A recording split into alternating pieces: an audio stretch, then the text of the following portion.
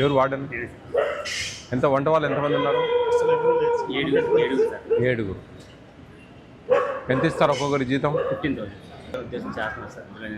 15,000 నీకు అబ్కాస్లో పెట్టినా 15,000 వచ్చేది. కానీ గవర్నమెంట్ బిల్డింగ్స్ అండి? గవర్నమెంట్. ఎట్లా ఈ పవర్ ఛార్జెస్ ఎవరు పే చేస్తారు? గవర్నమెంట్. ఎంత వస్తుంది ఫర్ ఎగ్జాంపుల్? 25,000. అన్ని రూమ్స్ ఫ్యాన్స్ ఉన్నాయండి? ఇక్కడ ఎవరైనా కేర్ టేకర్ ఎవరైనా ఉన్నారా? మీరు పెట్టుకున్నారు. మీరు ఎన్ని ఏళ్ళ నుంచి ఇక్కడ వర్క్ చేస్తున్నారు? 4 years. 4 years. చాలా పెద్ద సైజ్. ఏంటి ఈరోజు క్యాబేజా? క్యాబేజ్ కూర, రసమా ఇది? Butter milk. క్యాబేజ్ కూర అవుతుందా? వస్తుంది.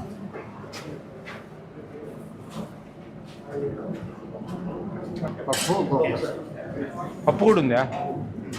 పప్పు ఇవ్వరే? మధ్యాహ్నం చాట్లో ఉంది సార్. సాంబార్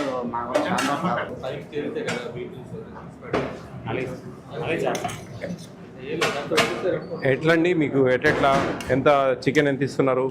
చికెన్ యాక్చువల్గా 160 ఇస్తున్నాను సార్. మీరు ఎంత ఇస్తున్నారు? 160 ఇస్తున్నాను సార్. 160 ఇస్తున్నారా? నెంబర్ పెద్దగా ఉంది కాబట్టి కొంచెం మేనేజ్ చేయొచ్చు.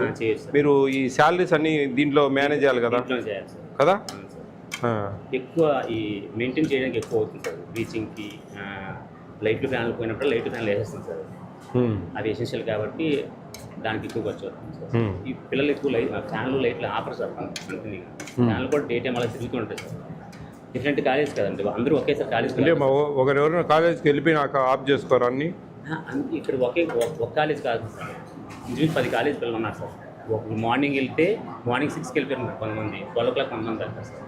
మార్నింగ్ వెళ్ళి మధ్యాహ్నం వచ్చేస్తారు సార్. లంచ్కి వస్తారు? లంచ్కి వచ్చేస్తారు సార్. అందరు దగ్గరేనా college? Main Krishna college, AVN college sir. ఎక్కువ మంది పిల్లలు. ఎంత దూరం ఇక్కడ నుంచి? కృష్ణా కాలేజ్ 3 kilometers ఉంటుంది. ఎట్లా వెళ్తారు పిల్లలు? బస్సెస్. ఎగ్స్ వారానికి ఎన్ని ఇస్తున్నారు? 5 సార్. 5. ఇది కర్డ్ ఇది?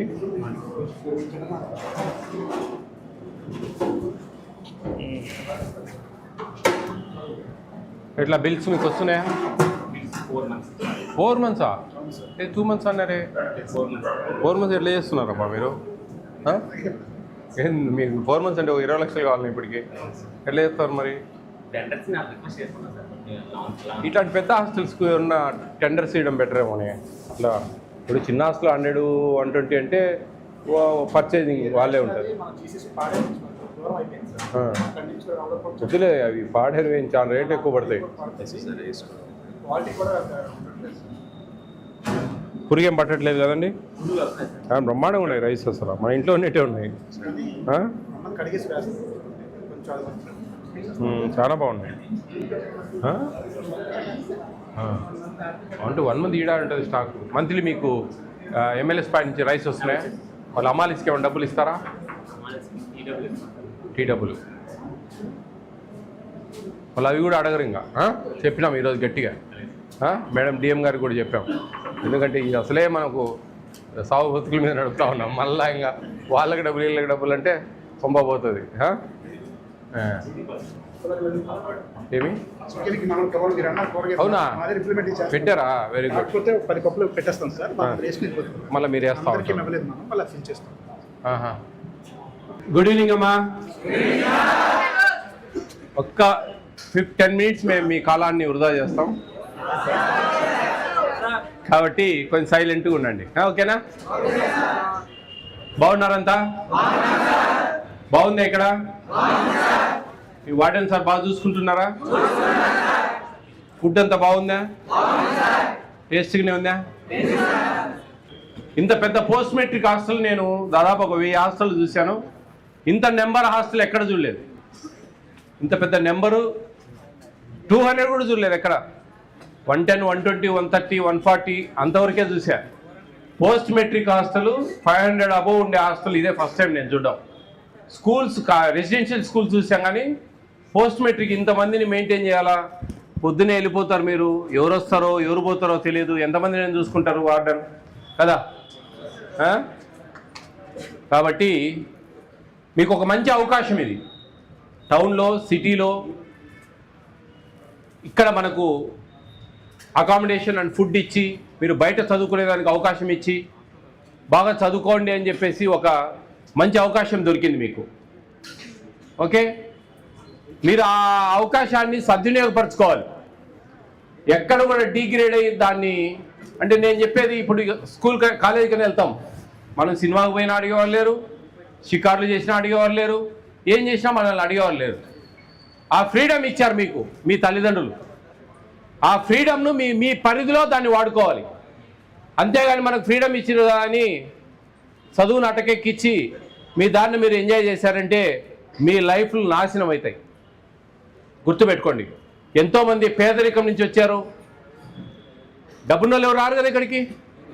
మరి పేదరికం నుంచి వచ్చినప్పుడు మీరు ఆ పేదరికాన్ని ఇంతటితో ముగించాలి అనుకుంటే మీరు శ్రద్ధగా చదవాలి, ఇష్టంగా చదవాలి, కసిగా చదవాలి.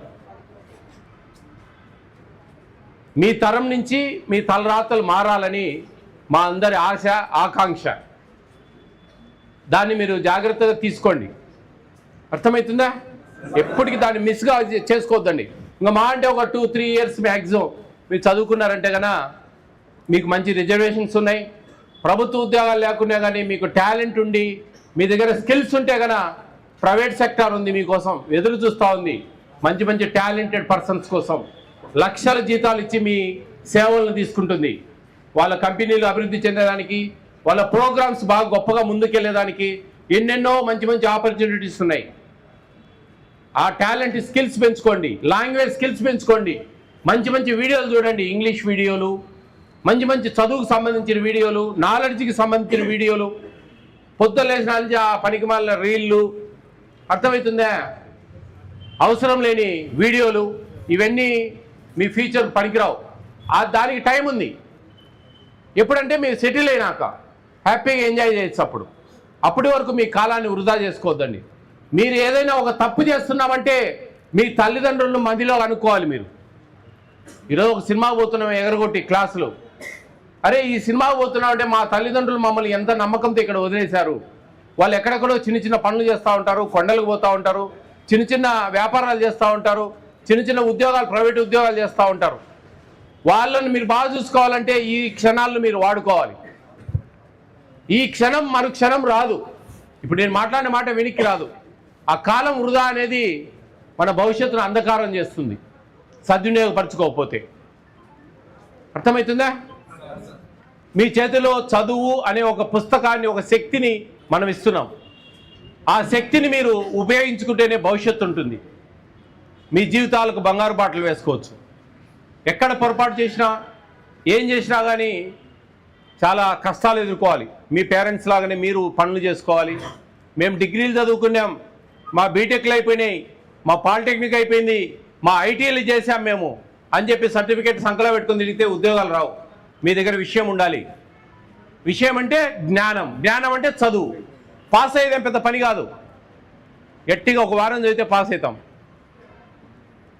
నేను నా లైఫ్లో గ్రాడ్యుయేషన్ 3 ఇయర్స్ కోర్స్ తెలుసు కదా మీకు. 3 ఇయర్స్ కోర్స్ నేను సరిగ్గా చదవలేదు. ఉస్మానియా యూనివర్సిటీలో అప్పుడు మాకు 1 సిట్టింగ్ ఉండేది. గ్రాడ్యుయేషన్ 1 సిట్టింగ్, 13 పేపర్స్ అన్నమాట. అప్పుడు రెడ్డి హాస్టల్లో ఉన్నా నేను, హైదరాబాద్లో రాజాబహదూర్ వెంకట్రామరెడ్డి అని ఒక హాస్టల్లో ఉన్నా. అప్పుడు మాకు 525 రూపాయలు per month food and accommodation. నేను చెప్పేది ఎప్పుడు 91, 92, 93 టైంలో. ఆ టైంలో అక్కడ ఆ ఎగ్జామ్స్, నేను డిగ్రీ సరిగ్గా చదవలేదు, ఎగ్జామ్స్ కూడా అప్పీర్ కాలే. 1 సిట్టింగ్ కట్టాను. గ్రాడ్యుయేషన్ BA హిస్టరీలో 1 సిట్టింగ్ కట్టాను. 13 పేపర్స్. నేను ఇంటర్మీడియట్ చదివేటప్పుడు నేను ఎగ్జామ్ రాస్తే ఒక ప్రైవేట్ కాలేజీలో, రెసిడెన్షియల్ కాలేజీలో నా బిట్టు అన్ని రూములకు పోయేది. అంతగా చదివేవాళ్ళం మేము. దాని తర్వాత డిగ్రీలో రెక్కలు వచ్చేసాయి, ఒక ఫ్రీడమ్ వచ్చింది, డబ్బులు ఉన్నాయి, బాగా తినడం, తిరగడం, అట్లా ఇట్లా ఫ్రెండ్స్, సినిమాలు, షికార్లు. అప్పుడు 1 సిట్టింగ్ కట్టి నేను 13 పేపర్స్ ఒక దగ్గర పోయి ఆ హాస్టల్ నుంచి ఎవరికి చెప్పకుండా పోయి ఒక దగ్గర ఒక నెల ఒక ఇల్లు బాడెక్కు తీసుకున్నా నేను హైదరాబాద్లో కొత్తపేట అని సరూర్ నగర్లో. ఆ రోజు 500 రూపాయలు డబుల్ బెడ్రూమ్ ఫ్లాట్, 500 రూపాయలు తీసుకొని నెల రోజులు నేను డే అండ్ నైట్ చదివా. డే అండ్ నైట్ చదివి 13 పేపర్స్ అట్ ఎ టైం అయిపోయేసాను. అంత అంటే ఉంది, తెలివి ఉంది మన కాడ. కానీ ఈ ఫ్రెండ్స్ అట్లా ఇట్లా తిరగడము, దాంతో నెగ్లెక్ట్ చేసేవాళ్ళం. తర్వాత పీజీ చేసాం, తర్వాత బీఈడీ చేసాం, అట్లా ముందుకెళ్ళిపోయాం. అది మీరు బాగా అర్థం చేసుకోవాలి. అట్లుంటుంది. ఏంటంటే నేనంటే తిరగదిప్పుకున్నాను నేను లైఫ్. అట్లా తిరగదిప్పుకోకుండా నేను వెనకబడి పెట్టి ఈరోజు నేను మీ ముందుండేవాడిని కాదు. అది బాగా శ్రద్ధగా ఆలకించండి. మీ పేరెంట్స్ ప్రేమించండి, వాళ్ళ కష్టాన్ని గుర్తించండి. మీరు అప్పుడే మీరు ముందుకెళ్ళగలరు. మీకు అందరికీ తెలుసు మీ పేరెంట్స్ ఏ విధంగా కష్టపడతా ఉన్నారని. వాళ్ళు ఒక 100 రూపాయలు మీకు ఖర్చుకి ఇచ్చారంటే వాళ్ళ కష్టం ఆ 100 రూపాయలు. ఆ 100 రూపాయలు మనము ఎట్లంటే అటు దుర్వినియోగం చేసుకోకుండా అవసరానికి వాడుకుంటేనే మీకు ఇక్కడ 3 పూట్ల మంచి భోజనం ఇస్తూ ఉన్నారు. ఎవ్రీడే దాదాపు వీక్లీ 5 eggs వస్తూ ఉన్నాయి, 2 times చికెన్ ఇస్తూ ఉన్నారు. వస్తున్నాయి ఇవన్నీ. మన ఇంట్లో కూడా తినాం, మన ఇంట్లో కూడా తినాం. ఇక్కడ ప్రాబ్లం ఏమొచ్చిందంటే పోస్ట్ మెట్రిక్ ఎస్సీ ఎస్టీ హాస్టల్స్కు వంట వాళ్ళకు జీతాలు లేవు. ఈ మెనూలోనే అడ్జస్ట్ చేసి ఇవ్వాలి. 7 మంది ఉన్నారు, దాదాపు 1 లక్ష రూపాయల జీతాలు మీ మెనూలో మేనేజ్ చేసి ఇవ్వాలి. అప్పుడు కొన్ని మిస్ అవుతాయి. ఫర్ ఎగ్జాంపుల్ మిల్క్ ఇవ్వలేని పరిస్థితి. అది మీరు అర్థం చేసుకొని సహకరించాలి. చూస్తాం అవకాశం ఉంటే రేపు ఏదైనా మనకు వంట వాళ్ళకు డబ్బులు అవుట్సోర్సింగ్లో ఆప్కాస్ అని దాంట్లో పెట్టి వాళ్ళకి ఇస్తే కానీ అప్పుడు మిల్క్ కూడా ఇవ్వచ్చు, ఇస్తారు ఖచ్చితంగా. మేము ప్రయత్నం చేస్తూ ఉన్నాం. ఎస్సీ ఎస్టీ పోస్ట్ మెట్రిక్ హాస్టల్స్కు వంట వాళ్ళకి జీతాలు ప్రభుత్వం ఇవ్వాలా. బీసీ పోస్ట్ మెట్రిక్ ఇస్తున్నారు. మళ్ళీ మీ టైం అది ఏందో అది ఇంకా పడలేదు వాళ్ళకు. మేము గట్టిగా మాట్లాడుతూ ఉన్నాం ఆ విషయాల మీద. ఖచ్చితంగా ఈసారి మీ గురించి అయినా సరే నేను ఎన్నో హాస్టల్ చూస్తూ ఉన్నా, post matric SC ST hostels. దాంట్లో వార్డెన్లు పడే ఇబ్బందులు తెలుస్తూ ఉన్నాయి. 4 months అయింది బిల్స్ రాక. 4 months అంటే దాదాపు 20 లక్షల పైన దాటి ఉంటుంది అప్పు. ఆడ బిల్స్ రావాలా? ఎందుకంటే ప్రభుత్వము నిజంగా చెప్తా ఉన్నా, ఎక్కడెక్కడో మేము అభివృద్ధి చేస్తూ ఉన్నాం, కోట్లు 100 కోట్లు అప్పులు తెస్తూ ఉన్నారు. కానీ పేద పిల్లలకు సాయం చేసే విషయంలో వెనకడుగు వేస్తూ ఉన్నారు. వాళ్ళకు మంచి జ్ఞానాన్ని ఇవ్వాలని, మన బిల్స్ ఎప్పుడెప్పుడు రావాలని మనం దేవుణ్ణి ప్రార్థించడమే. ఏం లేదు. ఎవరికి అధికారులకు చెప్పినా కానీ ఇస్తామండి అయితేయండి అంటానే ఉంటారు. నిర్లక్ష్యం. దీనికి బడ్జెట్ అంటూ సపరేట్ కేటాయించి టకటకా ఇస్తే మీరు హ్యాపీగా చదువుకోవచ్చు. వార్డెన్లు హ్యాపీగా రన్ చేస్తారు. ఎక్కడ వాళ్ళ జీతం 1 లక్ష రూపాయలు ఉంటుంది, మీకు ఇప్పటికే 20 లక్షల పైన అయితే ఎక్కడి నుంచి అవుతుంది? ఆ వెండర్స్ రిక్వెస్ట్ చేసుకొని వాళ్ళ వడ్డీలు వేస్తారు. మళ్ళీ ఆ వడ్డీలు మళ్ళీ మీ మీదనే పడతాయి. అవి కూడా ఎన్నో కష్టాలు ఉన్నాయి దీంట్లో. మీరు ఇవన్నీ అర్థం చేసుకొని మీరు మంచిగా మీ జీవితాలను బాగుపరచుకోవాలని నేను మనస్ఫూర్తిగా కోరుకుంటా ఉన్నా. All the best all of you.